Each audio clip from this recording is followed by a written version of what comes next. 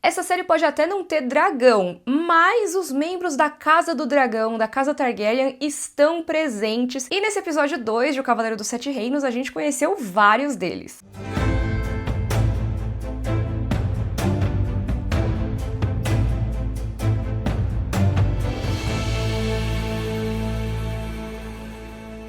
Oiê, tudo bom? Eu sou a Mikan, Mika com 3 N's no final, e hoje eu vou falar de O Cavaleiro dos Sete Reinos. Esse é o vídeo de análise do segundo episódio da primeira temporada. Nele a gente vê o Dunk finalmente conseguindo o seu lugar no torneio de Valfreixo, graças a uma interação com o príncipe herdeiro de Westeros. Mas tem um monte de outros príncipes mencionados nesse episódio. Quem são eles na fila do trono? E o que são esses tais de bastardos Blackfyre que o Egg comenta? Vamos falar de torneio, de lendas de Westeros e muito mais. Mas antes, aqueles avisos básicos. Primeiro que, caso você não saiba, eu recebi já todos os episódios da temporada, eu já assisti a temporada, mas fiquem tranquilos porque eu tô fazendo a cobertura semana a semana junto com vocês, de acordo com o episódio que é exibido. Então fiquem tranquilos que eu não vou trazer nada do que acontece depois do segundo episódio, não vou trazer spoiler do livro, esse tipo de coisa. Inclusive, queria pedir pra você que tá assistindo e já leu o livro, já conhece a história, pra ter um pouco de cuidado na hora de discutir spoilers nos comentários. Sempre sinaliza que vai ser spoiler e tudo mais, para que o pessoal que tá chegando agora na série possa aproveitar a discussão também. Esse foi o primeiro aviso, e agora o aviso de agenda, porque os episódios vão ao ar toda semana, de domingo pra segunda-feira, né, lá pela meia-noite, e aí na segunda-feira à noite, às 8 da noite, tem o nosso vídeo de análise toda semana, esse vídeo que você tá assistindo aqui. Mas a gente teve uma mudança na agenda pro segundo vídeo da semana, porque o vídeo de segunda é uma análise do episódio, e o segundo vídeo é um vídeo aprofundado. Eu sempre vou discutir algum tema que seja bastante relevante para a série num vídeo específico. Esses vídeos estavam programados para sair toda quarta, mas eu tava conversando internamente aqui pra gente conseguir entregar tudo do melhor jeito possível para vocês. O vídeo aprofundado ficou para quinta-feira às 8 da noite, tá? Então, recapitulando, vídeo de análise toda segunda às 8 da noite e vídeo aprofundado toda quinta às 8 da noite. E os vídeos aprofundados começam nessa semana agora, então a gente vai começar por aquele vídeo que eu tinha comentado com vocês sobre cavaleiros e como se tornar um cavaleiro em Westeros.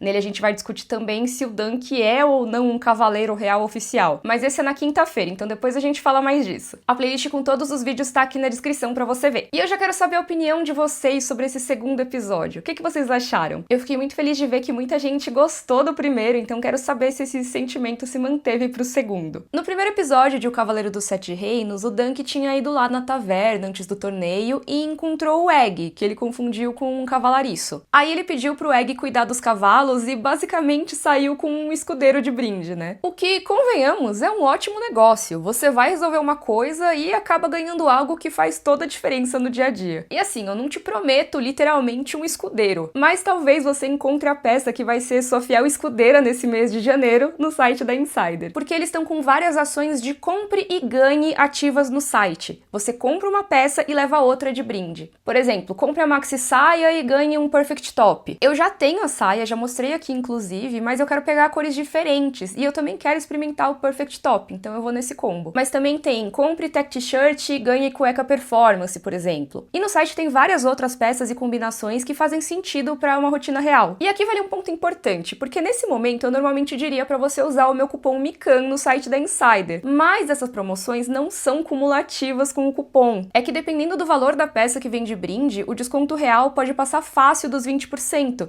então vale a pena mesmo sem aplicar o meu cupom. Essa ação fica ativa só até dia 31 de janeiro, então se você já estava de olho em alguma peça da Insider, esse é um ótimo momento para aproveitar. Eu vou deixar um link na descrição para você conferir todos os combos disponíveis, e comprar por esse link ajuda a Insider a entender que vocês vieram pelo meu canal. Muito obrigada, Insider, por patrocinar o vídeo, e bora falar mais do episódio 2. A partir daqui, spoilers do segundo episódio, todos estão avisados. Começar falando geralzão, eu gostei muito desse episódio. Eu amei porque mesmo ele avançando a história do Dunk no torneio e tudo mais, também teve vários momentos em que a série tira o pé do acelerador pra mostrar umas cenas mais de boa, né? Que mostram mais o crescimento dessa conexão entre os personagens e também reforçam essa série como uma daquelas que deixam o nosso coração quentinho, né? Não sei se vocês também tiveram essa impressão, mas eu gosto muito que eles se permitiram ter esses momentos pra realmente mostrar os personagens vivendo ali, vivendo aquela experiência do torneio e se conhecendo melhor. Tipo a cena do cabo de guerra, sabe? Essa é uma cena que não tá originalmente no livro, mas eu achei super divertida e também ajuda a estabelecer o personagem do Lionel Baratheon, né?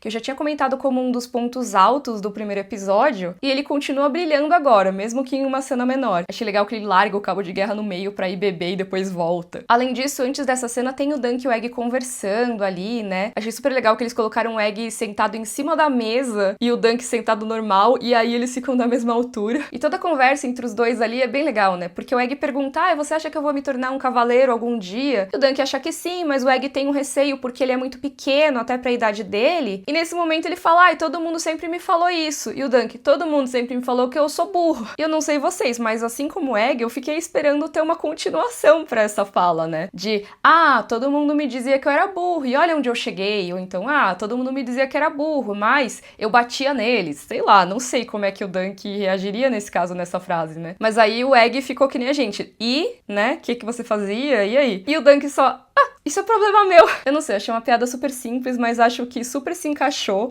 mostrou a diferença aí de personalidade, mostrou o Dunk como esse cara mais simplesão, assim, né? E também trouxe mais informação sobre os personagens, né? A gente já sabe um pouquinho mais deles dois. Outra conversa que tem entre eles dois é sobre um papo que o Dunk teve com o Sor Donald da Guarda Real, né? Porque o Dunk tinha conhecido mais cedo 2 membros da Guarda Real, que, caso você seja completamente novo nesse universo de Westeros, a Guarda Real é uma ordem de cavaleiros que protegem a família real. Eles usam os mantos brancos e tudo mais. Então, como parte da família real chegou ali pro torneio, é natural que a Guarda Real esteja ali com eles, pra proteger esses membros da família. Então o Dunk conheceu o Sr. Roland Crakehall e o Sr. Donald de Valdocaso, que pode ser que tenham colocado na série como Duskendale, que é o nome em inglês. E é interessante o papo entre eles, porque o Sr. Donald fica falando que o Roland Crakehall talvez não goste muito dali, né? Porque Valfreixo, apesar de ser uma fortaleza ali da nobreza, não é lá muito chique, né? É um castelo menor, de uma família que não é muito chique, assim, em Westeros. Então o Donald e o Dunk começam a conversar um pouco mais sobre isso, e nisso o Dunk se apresenta com um pouco mais de convicção, talvez pela primeira vez, como Sr. Duncan o Alto. Ele fala isso já com um pouco mais de naturalidade. A gente viu que no episódio passado ele tava se enrolando, né? Ele nem sabia do nome Duncan. Foi meio que, aparentemente, uma ideia que ele teve depois de conversar com o Egg. Ele só se chamava de Sr. Dunk, ou coisa do tipo. Agora não, agora ele é Sr. Duncan o Alto. E é legal ele assumir essa postura depois de ter sido confundido com um cavalariço pelo príncipe Targaryen, né? A gente já vai falar mais desse príncipe. Mas ele se apresenta daquele jeito, com um pouco mais de segurança,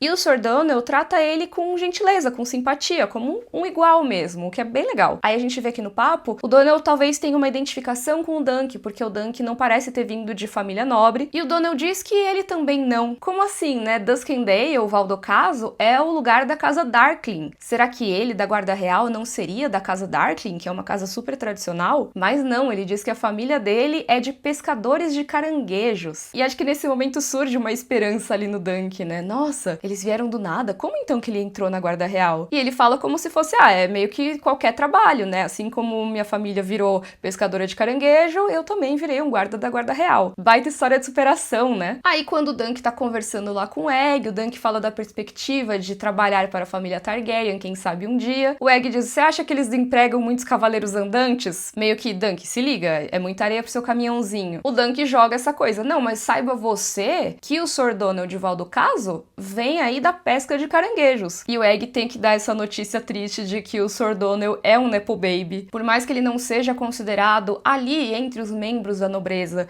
alguém que é da elite, porque ele não tem esse nome de família, o pai dele é muito rico. O Egg diz lá que eles têm metade dos navios caranguejeiros de Westeros. O que a gente sabe do George R. R. Martin mesmo é que o Sr. Donald não era da casa Darkling, mas que ele era ali da região de Valdocaso mesmo. Só pra encerrar dessa cena do Dunk e o Egg falando sobre o Sr. Donald, eu gostei muito da reação do Dunk de quê? Como assim, né? É o quê? Ele fica confuso sobre o Egg saber tantos desses detalhes, né? Como que o menino que ele encontrou num estábulo, numa taverna pequenininha ali, sabe dos negócios do pai de um cavaleiro da Guarda Real? Mas o Egg diz que ele gosta muito de pescaria. O que fica ainda mais engraçado porque o Dexter Saul Ansel, que é o ator que interpreta o Egg, é fanático por pescaria. No meu vídeo do episódio 1 tem um trechinho ali da entrevista com eles em que ele conta isso. Várias outras cenas se destacaram e eu já vou falar mais sobre elas, mas eu queria trazer um assunto blocado aqui já, que na verdade é uma continuação do que eu já trouxe ali no episódio 1, uma discussão da história do Sir Arlan, o cavaleiro a quem o Dunk serviu como escudeiro por tantos anos. No vídeo do episódio 1 eu comentei sobre essa coisa do Arlan ser esquecido por todos, e o episódio 2 continua nesse tema. A gente começa o episódio com flashbacks do Sir Arlan em contraste com as falas do Dunk sobre ele. Inclusive a primeira cena de todas eu já não sei se não vai gerar um pouco de polêmica, porque tem uma cena de nudez frontal que é um tanto, como é que eu posso dizer no YouTube sem ser desmonetizada? É um pouco impactante visualmente. Mas me digam aí nos comentários o que vocês acharam dessa cena, vamos conversar. Eu queria trazer aqui mesmo esse contraste, né? Porque tem várias cenas do Sir Arlan como esse cara que não era aquele cavaleiro que o pessoal fala, né, da armadura brilhante, né? Ele é um cara que talvez não levasse uma vida muito adequada quando a gente compara com esses senhores aí de Westeros, esses cavaleiros super ricos. Pelo contrário, ele dormia nos cantos, depois o Dunk vai falar sobre ele e fala que ele tinha relações com trabalhadoras sexuais, que ele morreu na beira da estrada, mas ao mesmo tempo, enquanto o Dunk tá falando ali com os nobres, né, ele tá contando a história do Sir Arlan e falando as coisas boas sobre ele. E ele fala que o Sir Arlan era muito determinado, que ele não enriqueceu, mas que ele sempre tentava ajudar as pessoas da melhor forma que ele podia. E até uma outra coisa que eu comentei lá no vídeo do primeiro episódio, que é a questão das moedas, é algo que continua aparecendo no episódio 2, né? No momento em que tem o flashback do Sir Arlan dando uma esmola para um pedinte ali numa cidade que eles estavam passando, pelo que eu entendi, a moeda sendo usada lá é uma moeda de prata, pelo menos ela é prateada. Então seria o tal do veado de prata, que a gente já conversou no vídeo anterior, que é uma moeda que vale muito mais do que o cobrezinho que eles costumam usar ali para uma compra pequena do dia a dia, que é a moeda que o Dunk dá de gorjeta e tudo mais. Um veado de prata, apesar de não ser a moeda mais valiosa de todas, é uma moeda valiosa. No episódio passado, o Dunk não tinha uma dessas moedas sobrando tanto assim para dar para as moças que iam acordar o Sir Manfred. Então acho que essa cena, ao colocar o Sir Arlan dando esse valor, já traz pra gente, além do que o Dunk tá falando, essa ideia de que sim, o Sir Arlan era um cara que não guardava tanto pra si, ele dava mais pros outros. E eu achei legal, enquanto rolavam os flashbacks, que o Dunk vai falando Casa Florent, Casa Hayford, Casa Tyrell. Isso mostra pra gente, o que depois também é confirmado pelo Egg, né, que o Dunk tá repetindo aquela história pra cada um deles. E aí no final, provavelmente ele deu essa adaptada pra encaixar em cada uma das famílias que ele tava conversando. Aí, como tem muita coisa nesse episódio, eu não vou entrar em cada detalhe das famílias, tá? Mas os Tyrell a gente já conhece de Game of Thrones, né? E o Lorde que aparece ali dos Tyrell, é o único que realmente aparece o rosto, é o Leo Tyrell, também chamado de Leo Espinho Longo, né? Ou Leo Longthorn, que é o senhor de Jardim de Cima nesse momento da série. E o Dunk lembra essa coisa do Leo ter ensinado pro Sir Arlan que o Cavaleiro Andante era a ponte entre os lordes e os plebeus, né? O povo comum. Mas mesmo assim o Leo Tyrell não se lembra do Sir Arlan. A Casa Florent é vassala dos Tyrell, também ali da região da Campina, e tem muita participação dos Florent nas Crônicas de Gelo e Fogo. Por exemplo, se eu não me engano, a Celise, a esposa do Stannis, é da Casa Florent. E uma menção interessante aqui é a Casa Hayford, porque o Dunk menciona que o Sir Arlan lutou ao lado deles no campo do Capim Vermelho, e que ele inclusive tinha perdido o escudeiro dele, que era o próprio sobrinho dele, nessa batalha. Isso é uma informação muito interessante e muito importante também, que tá aqui no livro, mas tá na segunda história, não é uma informação que é trazida na primeira história. E isso tem a ver, meu povo, com a história da rebelião Blackfyre, que eu vou falar mais daqui a pouco, mas tem um motivo pra isso tá originalmente na segunda história e também pra ser mencionado agora, mas já falo mais. Só que, né, ninguém se lembra do coitado do Sir Arlan. O próprio Egg questiona, será que ele não era um cavaleiro ruim? Porque se ninguém lembra, ele não deve ter sido muito marcante, né? Mas nem todo mundo se esqueceu do velho cavaleiro, porque o Baelor Targaryen, o mais elevado dos cavaleiros, o príncipe herdeiro de Westeros, não só se lembrou do Sir Arlan, como falou dele com respeito, com consideração, o que é muito bacana, e eu já vou falar mais do Baelor. Mas o interessante disso é que o Baelor se lembrar do Sir Arlan é visto como a exceção da exceção. Isso é até apontado pelo Maker, né, pelo irmão dele. Ele acha bizarro que o Baelor se lembre de um cavaleiro andante que competiu anos atrás em alguns torneios. No vídeo passado eu falei sobre como o Sir Arlan e outros cavaleiros andantes como ele são considerados peças descartáveis que não merecem ser lembradas por esses senhores e membros da nobreza. E esse tema continua no segundo episódio. Lá mais pro final, final, quando tá rolando a cena do torneio e o Dunk vê as justas, ele vê aqueles cavaleiros em toda a sua glória, com os seus escudeiros dando um monte de lança, aqueles cavalos bonitos, as armaduras todas trabalhadas, e ele vê isso alternando com memórias da morte e do enterro do Sir Arlan. A gente já tinha visto ali nos flashbacks um pouco de como o Sir Arlan provavelmente adoeceu e perdeu as forças ali enquanto eles estavam a caminho do torneio. E aí o Dunk tem essa lembrança da morte dele depois de que ele já tinha decidido participar do torneio de vez, que ele vendeu o cavalo para poder participar. E parece que cai a ficha. Ele colocou o Sir Arlan numa espécie de pedestal, mas desde o episódio passado a gente viu que o Dunk tá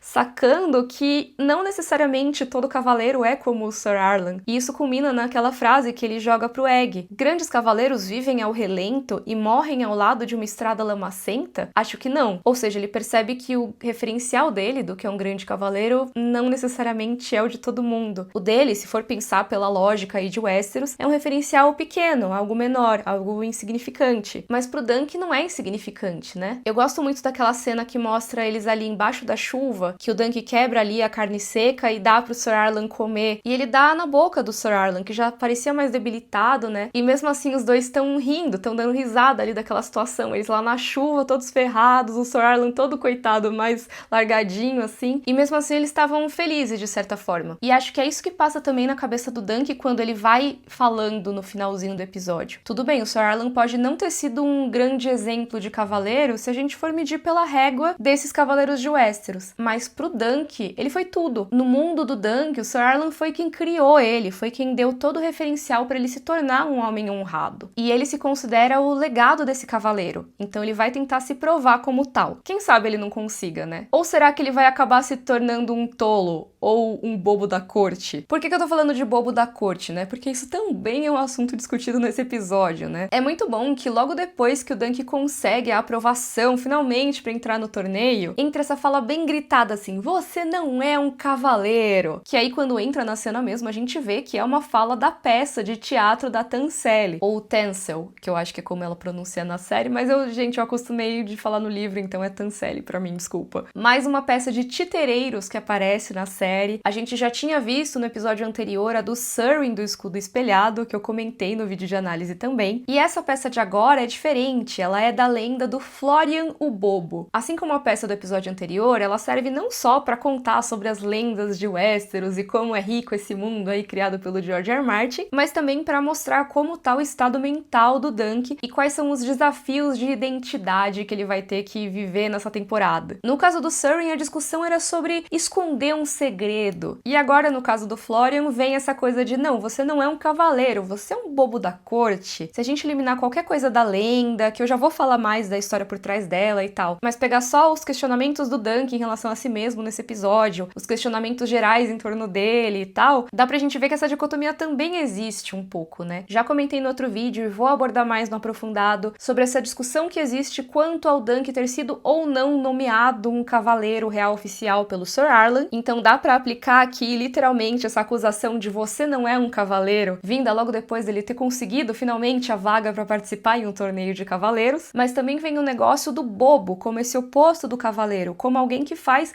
o papel de ridículo, o palhaço, basicamente. E eu acho que o Dunk tem esse receio na série também, de ser o palhaço, de fazer esse papel de tolo, de bobo da corte. Tem alguns momentos que ele pensa bem sobre isso, assim, na história. E até mesmo quando eu vi algumas das interações com o Lionel ali no começo, ou nos trailers antes da série estrear, eu fiquei com um pouco de receio do Dunk ser colocado nessa posição, talvez, de ser aquele cara que é a novidade engraçadinha, sabe? Que olham mais como uma curiosidade, aquele cara super alto, meio pobretão, que não sabe os costumes e tal. Eu fiquei com medo de alguns dos personagens tratarem ele dessa forma, mas pelo menos por enquanto, até o Lionel, que talvez fosse nessa toada, pelo menos até agora não tá assim, né? Ele tá só chamando o Dunk pra participar e tudo porque ele é forte, mas não porque ele quer expor o Dunk ao ridículo nem nada do tipo. O que não quer dizer que o Dunk não tenha medo de cair nisso. Ainda mais ele tendo decidido ali arriscar tudo, vender o cavalo, gastar uma grana com armadura e tudo, e ver aqueles cavaleiros ali super competentes, super treinados, sendo que ele provavelmente não tem nenhuma chance contra eles, que foi o que ele discutiu lá com o Lionel no episódio 1 e agora retoma com o Egg também. Enfim, deixando de lado essa insegurança do Dunk entre o cavaleiro e o papel de bobo da corte,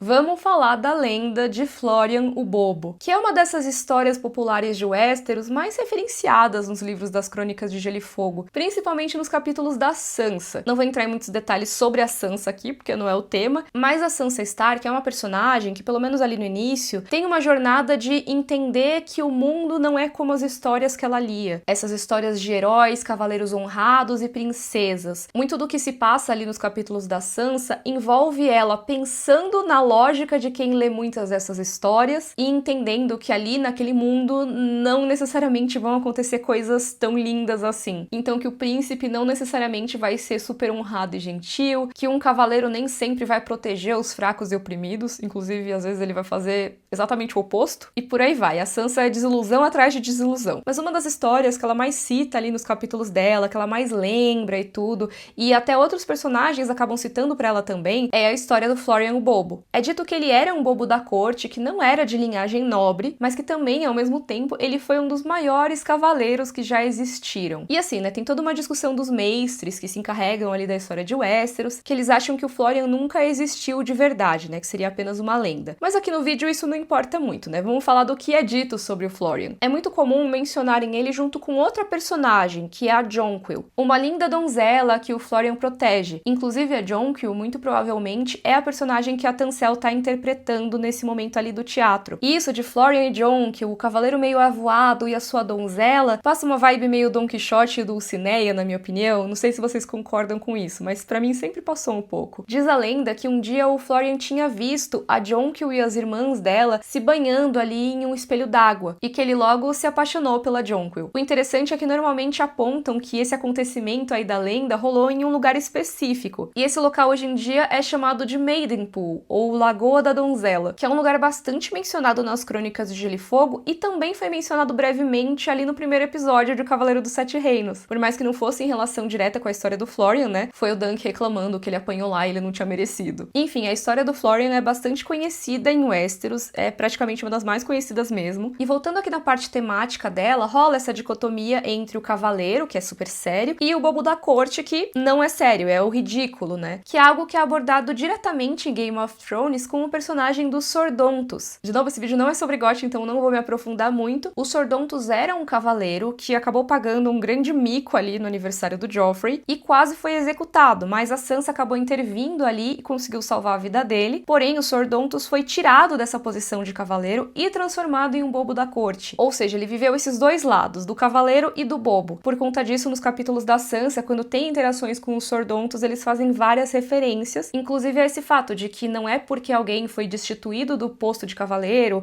ou por ser um bobo da corte que não possa ser heróico, não possa ser galante, não possa salvar uma donzela. Claro que isso é só a parte superficial, já que estamos falando dos capítulos da Sansa, e uma das ideias é discutir esses tropos, discutir o que a Sansa espera do mundo e como o mundo se apresenta e por aí vai, mas é uma discussão muito forte, então se você quiser saber mais sobre a história do Florian, veja os capítulos da Sansa nos livros, porque eles vão explicar muito melhor essa parte. Mas uma coisa que é dita sobre o Florian nessa cena do teatro é que ele pode ser um cavaleiro e um bobo da corte ao mesmo tempo, porque afinal, né, todo homem é um cavaleiro e todo homem é um bobo da corte quando o assunto são as mulheres, não é mesmo? E o Dunk se colocou um pouco nesse papel de cavaleiro bobo da corte ao tentar falar com a Tancelle ali depois da peça. Ele fica todo enrolado ali porque ela menciona que apelidaram ela de Tancelle alta demais, e ele, você não é alto, você é da altura certa pra... Aí ele percebe que é externalizar um pensamento muito íntimo da parte dele, e é óbvio que ela sacou o que ele queria dizer, mas o Egg consegue dizer ali, não, ela tem a altura certa pra marionetes. Ótimo improviso do Egg ali. E a Tancelle topa pintar o escudo do Dunk, porque quando ele foi autorizado a participar do torneio, o Baelor Targaryen avisou pra ele que ele não poderia usar o mesmo escudo do Sir Arlan, a não ser que ele fosse filho do Sir Arlan, por exemplo, porque de acordo com o Baelor, pela lei, só filhos legítimos poderiam usar os símbolos de seus pais, né? Poderiam herdar esses símbolos. Isso também é uma questão ali no rolê dos Blackfyre, vamos falar mais disso depois, mas por enquanto o Dunk não pode simplesmente sair usando o símbolo ali do Sir Arlan de Centaur, aquele cálice com asas. Ele tem que criar o seu, e eles fazem um brainstorm ali, ele e o Egg na hora, e surge essa ideia de um fundo com as cores do pôr do sol, porque o Sir Arlan gostava muito do pôr do sol. Lembra que eu comentei lá no episódio 1 que o Dunk enterrou ele virado pro pôr do sol porque ele gostava e tal, enfim. Aí o Egg tem a ideia da árvore, um olmo, que é a árvore que eles usaram ali pra acampar, uma árvore bem grande ali no centro. E o Dunk complementa com a estrela cadente, que foi o que eles viram ali no final do primeiro episódio. Essa estrela que eles comentaram que só eles provavelmente viram, porque os outros cavaleiros estavam dentro das barracas e não olharam pro céu. Vamos ver depois se vai ficar bom o trabalho da Tanselle, né? Pelo menos a ideia parece boa. Esses momentos todos com a Tanselle foram alguns dos que eu mais gostei do episódio,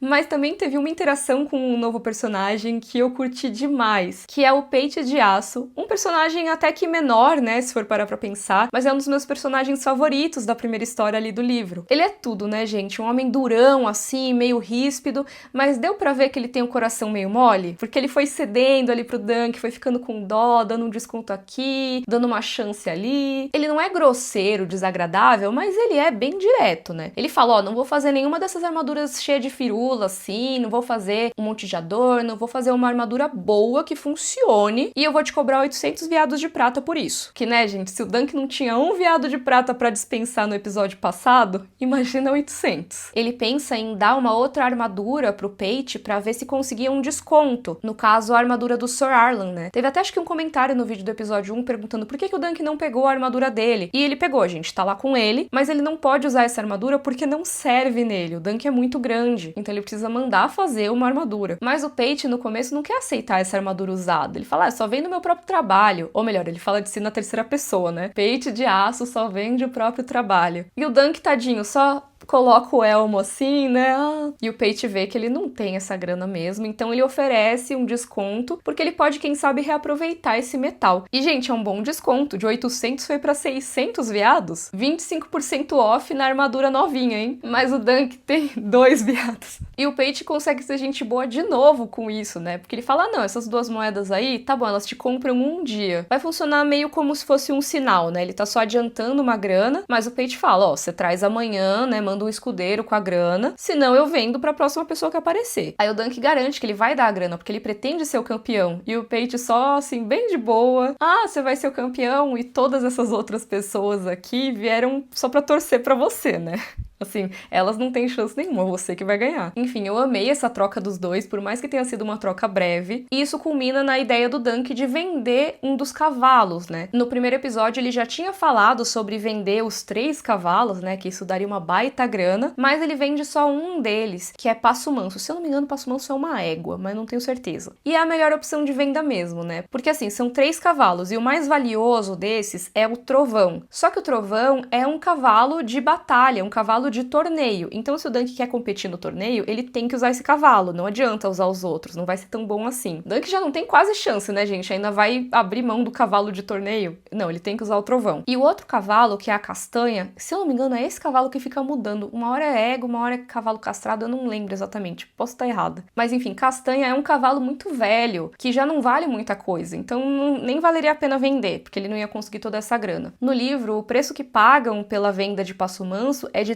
3 dragões de ouro. E eu acho interessante o comentário que vem, porque o Dunk ele vai testar, né, a moeda e tal, e ele nunca tinha pego uma moeda de ouro antes na vida dele, então ele nunca teve tanto dinheiro. Mas para isso ele teve que vender um dos amigos dele, basicamente. A gente vê ele conversando com os cavalos, tratando ali como os amigos dele. Eu achei super bonitinha a forma que mostraram a despedida, ele ali mais quietinho, prometendo comprar Passo Manso de volta, e falando ali pro cavalariço depois da venda, ó, isso aqui é pra dar aveia pra ela essa noite, ai, também dá uma maçã, sabe, querendo ainda esse cuidado. Então dá pra ver que o Dunk realmente abriu mão de algo muito importante pra ele, pra ter essa chance de competir, né? Falando em competir, foi dada a largada, sopraram o berrante ali pro início do torneio, e nesse comecinho são só os primeiros participantes mesmo. Se eu não me engano, no livro eles começam de manhã, né? Essas primeiras justas e tal, a abertura real oficial foi de manhã, mas eles colocaram à noite na série, o que eu acho interessante porque dá uma diferenciada em relação a outras cenas de torneio que a gente deve ver mais nessa temporada, e também que a gente já viu tanto em Game of Thrones como em A Casa do Dragão, né? Essas duas séries também tiveram seus momentos de torneio, e normalmente eles foram mostrados durante o dia, então eles mostrarem uma cena noturna aí de torneio deixa mais interessante mesmo. Só foi um pouco ruim pra eu conseguir identificar todo mundo que tava ali no escuro, né? Por mais que a série esteja bastante bem iluminada, na minha opinião, pra fazer o vídeo e ver os emblemas lá no fundo, nem sempre dá muito certo. Mas vamos falar do torneio então. Como a gente só viu o comecinho dele, eu vou falar como é essa estrutura inicial dele e comparar com como é no livro, né? No livro, esse torneio funciona no um esquema de desafiantes. Basicamente, o Sr. Ashford que escolheu 5 campeões para defender ali a honra da sua filha, que é a aniversariante, né? Eu comentei isso no primeiro vídeo, mas esse torneio é feito em homenagem à filha do Sr. Ashford, que nesse episódio 2, inclusive, apareceu e a gente descobriu que ela se chama Gwyn. No livro ela não tem nome, colocaram um nome pra ela na série. Ela que depois encontra o Dunk lá bisbilhotando e cochicha pra ele que os príncipes estão desaparecidos e tal. Enfim, o Sr. Ashford escolheu esses 5 campeões, que são os competidores iniciais, vamos dizer assim. E pelo menos como é descrito no livro, eles erguem ali 5 barracas, né, uma pra cada um desses campeões, e eles ficam lá esperando aparecer algum desafiante. Se algum cavaleiro quiser participar, ele tem que escolher uma dessas barracas e bater lá no escudo do campeão que ele gostaria de desafiar. A partir daí rolam as justas, né, esses 2 cavaleiros vão competir entre si, e quem ganhar vai ficar como campeão. Ou seja, conforme esses 5 escolhidos iniciais vão perdendo, os campeões ali vão sendo trocados. Por isso que o Dunk comenta com o Egg aquela hora que eles estão conversando: se eu puder ser o campeão pelo menos por 1 hora, eu já vou chamar a atenção. Não é necessariamente vencer o torneio 100%, mas sim destronar um daqueles campeões como um desafiador, né? Ele desafia um desses campeões, se torna um campeão ali por um tempo, e aí tudo bem se ele perder um pouco depois, mas pelo menos ele consegue manter essa posição e ter o nome dele marcado na história, vamos dizer assim. Vamos ver se ele vai conseguir fazer isso, né? Precisa conseguir vencer um deles, pelo menos. No livro, os 5 campeões iniciais são Andrew Ashford e Robert Ashford, que são os filhos do Senhor de Valfreixo, o Sr. Leo Tyrell, né, o Leo Espinho Longo, que é o que o Dunk estava conversando lá no começo do episódio, o Sr. Humphrey Harding e o príncipe Valar Targaryen, que a gente já vai falar mais dele. Além desses 5, tem alguns concorrentes que são mencionados no livro e a gente já viu nesse momento de abertura das justas. Pode ser que a gente não tenha visto o rosto da pessoa, mas pelo menos o escudo, a armadura deu pra identificar. Começando pelo Sr. Tybalt Lannister, porque a gente vê o leão. Tem o Sr. Abelard Hightower também, e dá pra identificar ali a torre alta, tudo ali do emblema dos Hightower. O Lord Medgar Tully, que é aquele que come um peixe ali na frente de todo mundo. E eu achei muito legal que as cores da casa Tully, né, que são esse vermelho e esse azul bem contrastantes, estão bem vivas, né? Eu achei bem legal que eles finalmente colocaram cores na roupa dos Tully, foi bem bacana. E também tem o Sr. Lionel Baratheon, que a gente já tinha visto, mas ele aparece novamente aqui nas justas. Tem alguns outros competidores que são mencionados no livro, mas eu não identifiquei eles nesse primeiro momento. Pode ser que eles apareçam no próximo episódio, ou alguns tenham sido cortados da série também, mas acredito que pelo menos alguns deles ainda vão aparecer mesmo. Um exemplo é o Humphrey Beesbury, porque a gente já viu no primeiro episódio a barraca com as cores ali da casa Beesbury, então ele com certeza vai aparecer em algum momento, pelo menos ele tá ali no torneio. Mas por enquanto eu vou deixar aqui na tela o nome desses outros cavaleiros que o livro diz que participaram. Se vocês viram algum deles ali no frame, comentem aqui. Mas esse momento inicial era para esses cavaleiros mais convidados mesmo, então provavelmente os outros só depois. E já que a gente tá nesse momento mais nerd assim, vamos falar de árvore genealógica, porque esse é o momento, quem são esses Targaryen? Apareceu um monte de Targaryen nesse episódio, apresentaram um monte de príncipe Targaryen pra gente, mas eu queria reforçar aquele lembrete de que nesses vídeos de análise eu tô evitando dar spoiler do livro. E aqui eu acho que eu vou estender também pra spoilers em relação a House of the Dragon e a Game of Thrones. Game of Thrones não tem tanta coisa porque é uma série que é no futuro, mas House of the Dragon é uma série que fala justamente de sucessão Targaryen em um momento que é anterior aí ao Cavaleiro dos Sete Reinos. E tudo bem, se passou aí bastante tempo, né? Quase um século entre uma série e outra, mas eu queria deixar as relações de parentesco ali com a época da Rhaenyra e do Aegon um pouquinho distantes, tá? Eu não queria mencionar diretamente aqui. Queria pedir pra vocês também nos comentários darem uma evitada. Se vocês quiserem, conforme passarem os episódios, a gente pode voltar nessa árvore genealógica e falar mais sobre ela. Mas por enquanto, o que temos aqui? Nesse episódio a gente foi apresentado a 4 membros da família real, a 4 príncipes Targaryen: Baelor, Maekar, Valar e Aerion. Aliás, às vezes eu vou falar Aerion, às vezes eu vou falar Aerion, que é como eu tô mais acostumada a falar. Eu acho que a série já fez um bom trabalho de sinalizar pra gente quem é quem, né? Óbvio que eles não vão detalhar toda a árvore genealógica, mas eles deixaram bem claro quem são os mais importantes na sucessão, vamos dizer assim. Tem aquela cena que eu achei muito engraçada do arauto ali dos Ashford anunciando a chegada da casa Targaryen, e ele faz um baita discurso pra falar do Baelor, né? Ele fala que ele saúda o grande e honrado Baelor Targaryen, primogênito do rei Daeron o Bom, príncipe de Dragonstone, ou Pedra do Dragão, né? Mão do rei e herdeiro do trono de ferro. E seu irmão Maekar. Tipo,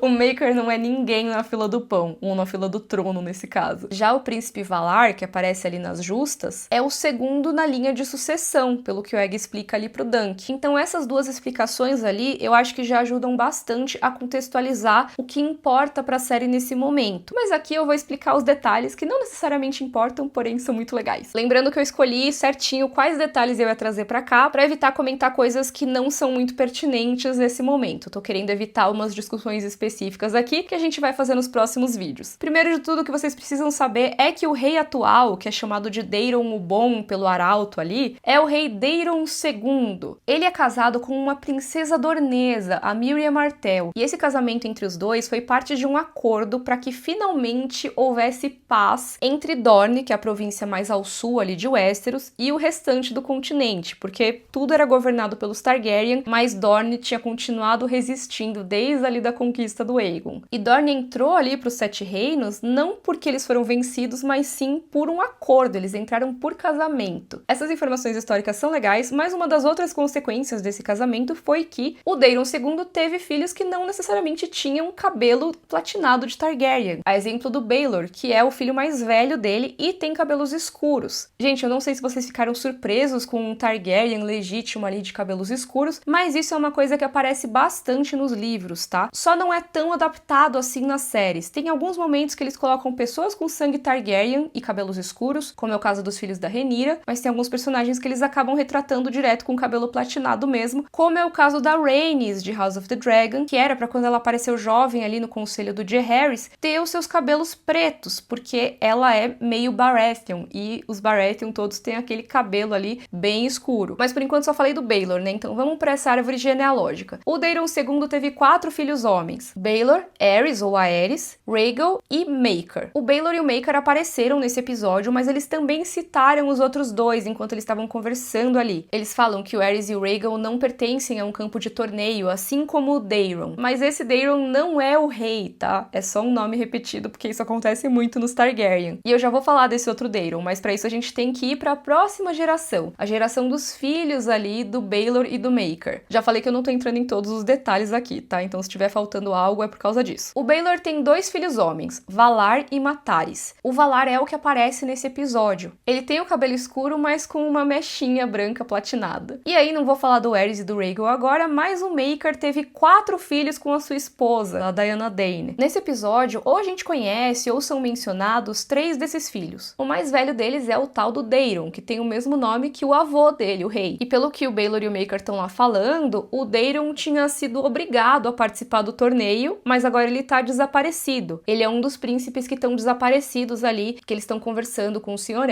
Ashford e tal. O outro príncipe que tá desaparecido é o 4º filho do Maekar, que se chama Aegon. Então o mais velho e o mais novo dele estão desaparecidos, mas o Maekar teve outros 2 filhos também. Eu não lembro se chegaram a mencionar o nome dele nesse episódio, mas de qualquer forma eu já vou trazer aqui pra facilitar. O nome desse personagem é Aerion Targaryen, ou Aerion Targaryen. E ele é o que encontra o Dunk ali no pátio de Valfreixo e acha que ele é o cavalariço, é super grosseiro com o Dunk. Esses são os que foram mencionados e apareceram nesse episódio. Mas eu achei legal trazer a árvore genealógica aqui pra ilustrar aquilo que o arauto de Valfreixo indicou pra gente, que nem todo príncipe Targaryen vale a mesma coisa, vamos dizer assim, quando a gente fala da linha de sucessão. Porque os filhos do Maekar, que também são príncipes e são primos do Valar, não estão nem perto da linha de sucessão, porque ela costuma passar sempre pro filho homem mais velho, né, pro primogênito ali. Então, se o filho mais velho do rei Daeron II é o Baelor, ele é o príncipe herdeiro. E como ele também tem filhos homens, o próximo na fila seria o Valar. E aí, quem sabe no futuro, os filhos do Valar, ou então o Mataris, que é o 2º filho homem. Mas, de qualquer forma, teoricamente, a sucessão tá nessa linhagem ali do Baelor. Os outros irmãos homens do Baelor estão lá, e assim, não quer dizer que eles não tenham alguma chance de ir pro Trono de Ferro, mas eles não são mais considerados a linhagem principal. O Maekar, então, que é o 4º filho do rei, tá bastante longe do Trono de Ferro. Teria que toda a linhagem do Baelor ir embora, e ainda teria o Aerys e o Rhaegal na frente. Imagina então os filhos do Maekar, estão mais longe ainda do trono. Tudo isso pra dizer que por mais que o Baelor e o Maekar sejam irmãos, o prestígio deles é bastante diferente, mesmo os dois sendo da casa Targaryen. De novo, eu trago toda essa explicação aqui porque esses vídeos são pra isso, né? São pra gente destrinchar a série. Mas eu acho que só aquela cena do arauto já deu pra ver que pro Baelor tudo e pro Maekar nada, né? O Maekar acaba sendo meio deixado de lado quando o Baelor tá no mesmo ambiente. Mas isso não quer dizer que eles não sejam da família real, que eles não tenham aí uma sensação de importância e o próprio Maker parece ter muito mais esse orgulho, assim, essa coisa meio arrogante, do que o Baylor. O Baylor parece um cara bem humildaço, né? Quando o Dunk chega ali pra falar sobre o Sir Arlan, o Maker tá todo meio atacando, né? Falando, você tá espionando e tudo mais, o que tá acontecendo aqui? E o Baylor, não, irmão, a gente que é intruso aqui, deixa ele. E ouve ele com atenção, se lembra do Sir Arlan, e o Maker dá pra gente ver que ele não liga muito pro Dunk, nem pra qualquer cavaleiro andante. Pelo contrário, ele acha super estranho que o Baylor lembre desse tipo de pessoa. Mas é bem legal a troca ali do Baylor com o Dunk, né? Esse momento é um pouquinho diferente do livro. Por mais que sejam poucas diferenças, eu acho que elas são importantes. Primeiro que a gente vê na série que o Dunk, ele meio que ouve que a camareira tá indo lá falar com os príncipes e ele se esgueira pra tentar entrar lá e ir pra sala em que os príncipes estão. Então dá pra gente ver que ele queria falar com os príncipes, mais especificamente com o Baylor, porque ele se lembra da história que o Sir Arlan contava sobre quando eles competiram. Mas no livro é diferente, porque o Dunk chega pra conversar com o Plummer, né, pra contar que ele tentou falar com o Sir Manfred e não deu certo e tal. E quando ele chega lá, tem os príncipes conversando, e ele não identifica exatamente quais príncipes Targaryen são. Dá pra entender o Dunk porque vocês viram a árvore genealógica, tem muitos príncipes nesse momento. Então ele não necessariamente sabia qual príncipe que era qual. E aí ele conta que ninguém lembrou do Sir Arlan, e o próprio Baylor vai dizer, não, mas eu lembro dele. Ele competiu, pipipipopopó, a gente quebrou 4 lanças e tal. E o Dunk fala, não, foram 7. E isso foi contra o príncipe de Dragonstone, o príncipe de Pedra do Dragão. Ou seja, ele tá dizendo, isso não aconteceu com você, isso aconteceu com o príncipe herdeiro. Porque príncipe de Pedra do Dragão é o título que se dá ao filho mais velho do rei, né? Ao príncipe herdeiro. Então ele tá basicamente dizendo, não, isso aconteceu contra o Baelor Targaryen. Sem se tocar que ele tá falando com o Baelor Targaryen. E aí o Baelor fala algo bem parecido com o que rolou na série, né? Às vezes essas histórias crescem e tal, não pense mal do seu mestre. E é meio que aí que o Dunk se toca, que ele tava não só desmentindo um príncipe, como ele tava dizendo, nem foi com você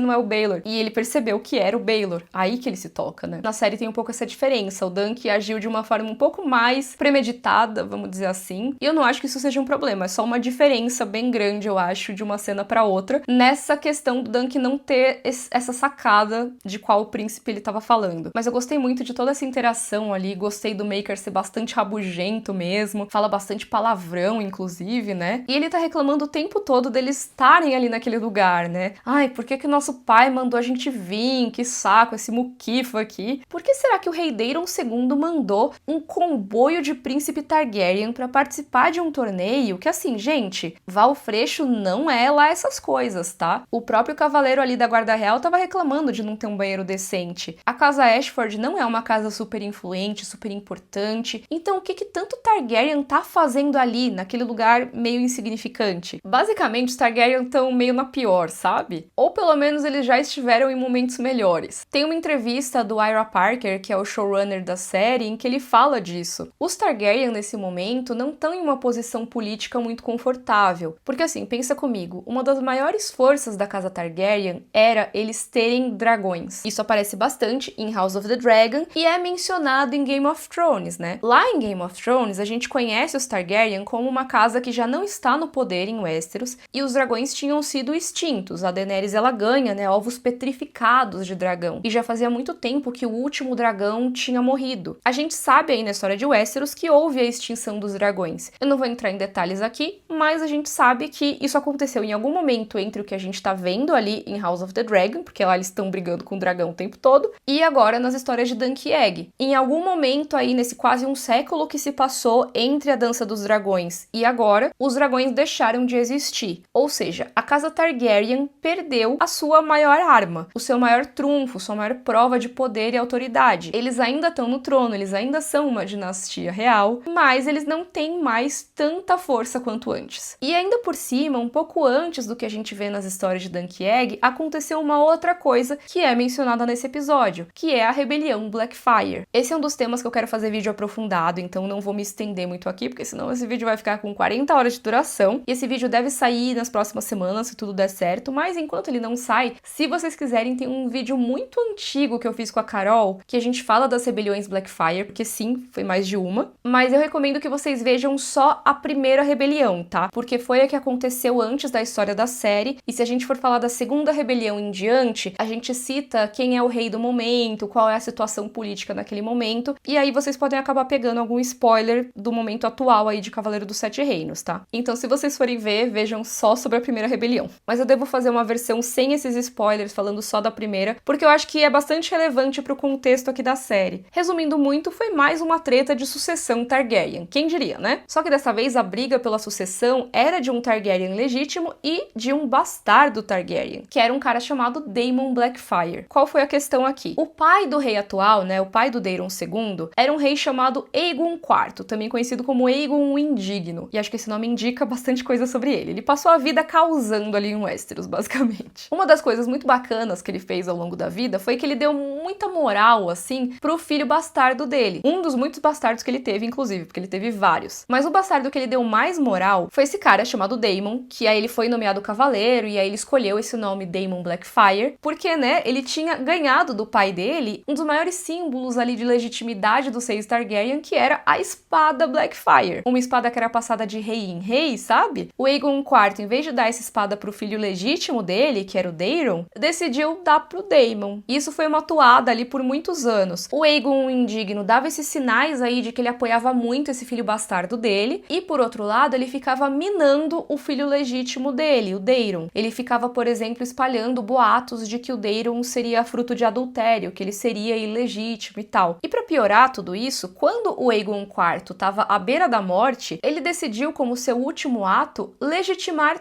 todos os seus bastardos. Quando você legitima um bastardo, você tá colocando ele como um possível herdeiro seu. Ou seja, o Daemon Blackfyre entrou como um possível candidato ao Trono de Ferro. Só que, né, já tinha um herdeiro legítimo, que era o Daeron. E aí o que aconteceu? Westeros ficou dividida. Tinha gente que apoiava o Daeron e tinha gente que apoiava o Daemon Blackfyre. Não só porque tinha essa coisa do Aegon parecer que ele favorecia mais o Daemon, como também porque o Daeron era casado com uma Dornesa e existia uma rixa muito forte entre Dorne e Westeros. Então a galera de Westeros era bastante racista em relação aos dorneses. Então os filhos do Daelor, como o Baelor e tudo mais, né, os futuros reis ali de Westeros terem sangue dornês, não era uma coisa que descia muito para algumas dessas pessoas. Então rolou essa grande guerra aí que foi a primeira rebelião Blackfyre. E a batalha mais importante, a que encerrou essa rebelião, foi a batalha do Campo do Capim Vermelho, que é a batalha que o Dunk menciona ali no início do episódio, que foi quando o Sir Arlan perdeu o sobrinho, que era escudeiro dele. Essa batalha é muito importante, vou falar mais dela no outro vídeo, mas é só pra vocês saberem que ela foi a batalha que encerrou a primeira rebelião Blackfyre. E eu achei muito legal trazerem esse conceito da rebelião Blackfyre pra primeira temporada de O Cavaleiro dos Sete Reinos. Nos livros, a história de O Cavaleiro dos Sete Reinos se passa no ano 209 depois da conquista. E se na série for igual, isso quer dizer que a primeira rebelião Blackfyre aconteceu uns 13 anos antes da história que a gente tá vendo agora. E aí é que vem uma coisa muito interessante, porque assim, eu gostei muito deles terem colocado esses momentos, essas referências à rebelião Blackfyre aqui nesse episódio, mas se a gente for parar pra pensar, isso não é 100% fiel ao livro. E que bom que eles não foram nesse caso. Por quê? Porque como eu mencionei lá no meu vídeo Tudo o que você precisa saber sobre o Cavaleiro dos Sete Reinos, as 3 histórias de Dunk e Egg que estão organizadas aqui, na verdade foram publicadas ao longo de vários anos. E quando George R. R. Martin publicou a primeira história, ele ainda não tinha inventado essa história dos Blackfyre, basicamente isso. Ele provavelmente idealizou essa história dos Blackfyre depois que ele tinha terminado o segundo livro das Crônicas de Gelo e Fogo, que é A Fúria dos Reis, ou seja, entre a publicação da primeira e da segunda história de Dunk e Egg. Então, quando a gente vai ver o terceiro livro das Crônicas, A Tormenta de Espadas, e a segunda história de Dunk e Egg, que é A Espada Juramentada, aparecem muitas referências e menções diretas às rebeliões Blackfyre. E isso acaba gerando uma estranheza em relação à primeira história, O Cavaleiro Andante, porque não tem nenhuma menção a esse contexto dos Blackfyre, mas isso se torna algo bastante mencionado depois. Não faz muito sentido, porque no período de O Cavaleiro Andante, eles estão nesse mesmo contexto político de pouco mais de uma década depois dessa grande rebelião que dividiu Westeros. Isso, obviamente, não é algo que prejudica a história, porque como eu falei várias vezes, né, O Cavaleiro dos Sete Reinos é uma história que é muito mais pé no chão, que não trabalha tanto essa parte das tramóias políticas. Não quer dizer que essas tramóias não existam, que esse contexto político político histórico não exista, mas a gente tá vendo a história do Dunk e do Egg. Então o coração da história continua a mesma coisa. Mas agora que eles estão trazendo a história pra TV, eu tava com essa dúvida, né? Eu acho que eu comentei em alguns vídeos antes da estreia. Será que eles vão trazer esse contexto da existência dos Blackfyre pra primeira temporada, que seria a temporada que no livro não tem nenhuma menção a esse assunto? E sim, eles trouxeram, e eu acho que foi uma decisão super acertada. Eu acho que faz muito sentido eles trazerem, porque agora a gente sabe que o George R. R. Martin colocou depois esse contexto, então por que não trazer pra história que foi publicada anteriormente, né? Eu acho que faz muito sentido e eu queria saber a opinião de vocês em relação a isso. Mas a existência da rebelião Blackfyre aqui também serve como um desses motivos pros Targaryen estarem no torneio de Valfreixo, porque essa posição política dele está meio complicada. A rebelião Blackfyre ainda foi há pouco tempo, né? 13 anos é um tempo relativamente curto. Quer dizer que muitas pessoas que lutaram nessa guerra ainda estão vivas, ainda têm lembrança da guerra. Então os Targaryen precisam garantir que eles têm esse poder sobre o Westeros. Eles precisam garantir que as pessoas lembram deles, que respeitam eles, que eles estão de olho nas coisas. Por isso eles precisam marcar presença em determinados eventos em lugares não tão importantes assim. Queria saber o que vocês acharam desse contexto e também se vocês gostaram de ter essa dimensão mais política aí na análise do episódio. Comentem aqui o que vocês acharam, talvez eu faça mesmo esse vídeo aprofundado, porque é uma história bem legal. E lembrando que nessa quinta agora vai ter o vídeo aprofundado sobre cavaleiros em Westeros. E aí depois disso a gente volta na segunda-feira às 8 da noite pra análise do terceiro episódio, que já vai ser metade da temporada de Dunk e Egg. Tá passando muito rápido, a temporada super curtinha, né? Já se inscreve aqui no canal pra não perder nada e aproveita pra me contar nos comentários o que você tá achando dos episódios até agora. Um beijo e até o próximo vídeo. Tchau, tchau!